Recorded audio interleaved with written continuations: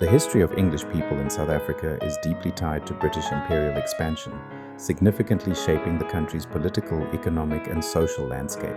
Initial presence and colonial takeover, late 18th, early 19th centuries.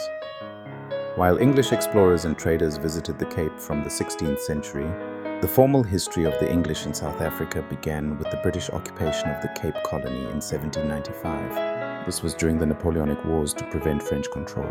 After a brief return to Dutch rule, 1803-1806, the British permanently acquired the Cape in 1806 after the Battle of Blouberg and through the Treaty of Vienna in 1814. The British viewed the Cape as a crucial strategic point for the sea route to India, aiming to consolidate control beyond just a trade hub. The 1820 settlers in Eastern Cape Frontier, the first significant wave of English immigrants, arrived in 1820. Around 4,000 to 5,000 British settlers, largely from working-class backgrounds and seeking relief from post-Napoleonic War unemployment, were sponsored by the British government to settle in the Eastern Cape. Known as the 1820 settlers, their primary goal was to bolster the turbulent frontier against the Xhosa people and increase British presence. They established towns like Port Elizabeth and Grahamstown, now Makhanda, introducing English culture, institutions, and the Anglican Church, and contributing to the development of South African English. Expansion and economic dominance, mid-19th to early 20th centuries. More English immigrants arrived throughout the 19th century, particularly in the new colony of Natal, 1843, establishing centers like Durban.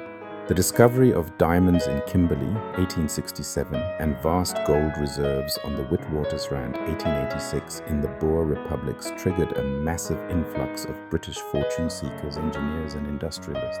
This influx rapidly transformed the interior, leading to the growth of cities like Johannesburg and cementing British economic power. English became the dominant language of finance, commerce, and mining. This economic competition and British imperial ambitions led to the Anglo-Boer Wars, 1880-81 and 1899-1902. Despite British victory and the incorporation of Boer republics, the costly wars fostered deep resentment among Afrikaners, who often viewed English as the language of the enemy. Union of South Africa and Apartheid era, 1910-1994. In 1910, the Union of South Africa was formed, uniting the former British colonies and Boer republics. English was declared an official language alongside Dutch, later Afrikaans. Throughout the 20th century, English-speaking South Africans, or Anglos, maintained prominent positions in commerce, industry, and education. While not a unified political bloc, many benefited from the apartheid system, which entrenched racial segregation. However, significant segments, especially in liberal academic and religious circles, actively opposed apartheid. Post-apartheid South Africa.